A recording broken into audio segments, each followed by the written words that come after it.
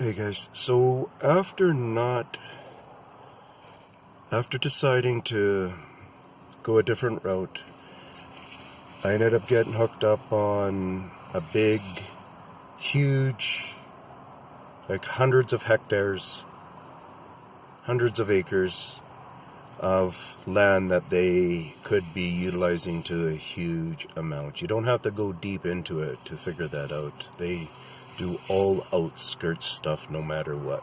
The species that I'm tracking out here is a species that is other places because people are talking about the cutting technique that I'm following. But, and you guys got to follow me, like, I get excited and sometimes I get sidetracked, and I'm not a professional video guy who's going to sit back and edit this thing. It's free for all. So you have to put together some things, because I'll skip over something.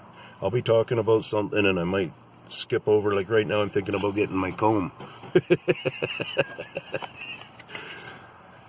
In amongst this death talk, death or life, I don't know. Don't trust me that it might be life. Because when I'm saying I feel some negative stuff going on, I see some negative stuff. Not feel, I feel that's twinkling me. No, I'm talking about feel it in my information. See it in my information. I've been studying them for 5 weeks. So, after that, I went to another location. I found another location. I got my baby eagle head as a gift from that location.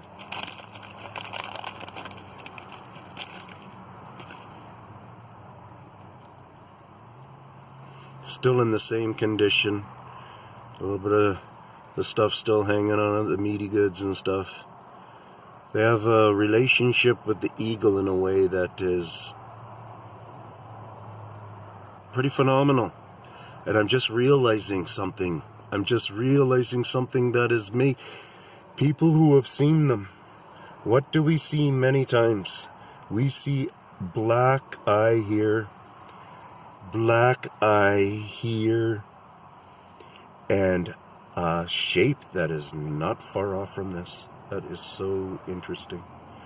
Is that their real shape, or are they just giving a shape like that? But I figured this shape that I was seeing like this quite often is actually females.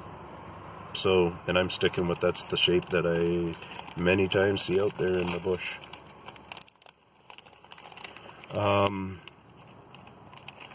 So I went to this site, I received that as a gift.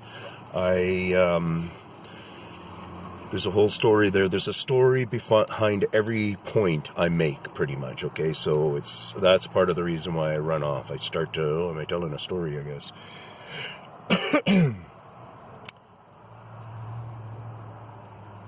Yeah, because I was over there. So I started working myself up the Fraser Valley, which you know British Columbia, because you know Vancouver. And imagine Vancouver. It takes me an hour to get there, just through our valley roads. Yeah, it gets busier down that way a bit by the outer parts of Vancouver, but from that point in 20 minutes, 25 minutes, 30 minutes, you know, some busy stuff, 40 minutes or whatever, but that's always busy hours and stuff. But here, no, not 60 minutes, I would say it's about 70 minutes for me to get right into Vancouver there. Okay, so I'm on the valley here. You see that? Yeah. See that mountain? Sumas Mountain. You might be able to see. There's a chance that some of that back there, right there, could be Vetter Mountain. Cultus Lake. And then you get Chilliwack Mountain. I haven't gone out to Chilliwack Lake. I want to do that. I've been out to. So they're all out here. DeRoche. I found where a good spot. I just want to walk in there and find out what kind of information. But the day I was there, I just was not powerful enough to walk in there. And you got to wonder about that. You know, are there guys that are just going to say, no, we're done. We're done with this dude. Right? or they're guys that are, because all that will happen is I will just disappear. They're not going to throw, like, recently I heard something about a human bone showing up. It's kind of like, okay, what's that all about? It comes into my world. It comes into my world where I got to think about that. That little girl who got attacked by the black bear in Coquitlam comes into my world because that black bear did not deserve to be there. She was bullied to be in that area. She was getting hungry and desperate for her child cub. And so she was taking a girl. She was not fighting. She was fighting for the child, to keep the child. So, yeah. These guys are bullies. So I go over to Vancouver Island. I come up here, I check everywhere, whatever. I go over to Vancouver Island, I go over to Tofino, Long Beach. I'm sure you've heard of that place. It's one of the great places out there on the island. If you haven't been there yet, take your woman, you'll enjoy it out there, or come and hang out with me there, better yet. Bring her if you want. Anyways, my sister was working over there, so I went and stayed over there. And I got an unbelievable education on what they're doing over there and stuff. I went to the north end of the island, the south end of the island down by Victoria, the north end up by Port Hardy. I had to go through the center more or less of the island, come out to the west. The whole island is covered. Not to say that they cover every square inch, but they walk every square inch pretty much. I'm going to hit pause. Just got a little interruption where I think somebody was on his pot buyers. Or no, he said something about his buddy, so I guess he thought his buddy was pulled over. Never mind. I don't even know where I was at there, because Jack started to growl and bark and stuff, so. On the island, covered all the island and stuff, and I've come back, then I come back to the mainland here. Just these last couple of days here is when I was, even though my car was broken down a few of the times, the one spot where it broke down is just over on the other side of the river. I don't want to bend too much, but I think probably just somewhere around there at that mountain base. I was parked right in there against the mountain pretty much for a couple of nights. And so I really got to go inside my head and stuff and think about what they're, all these different changes that I'm seeing and stuff. And I'm,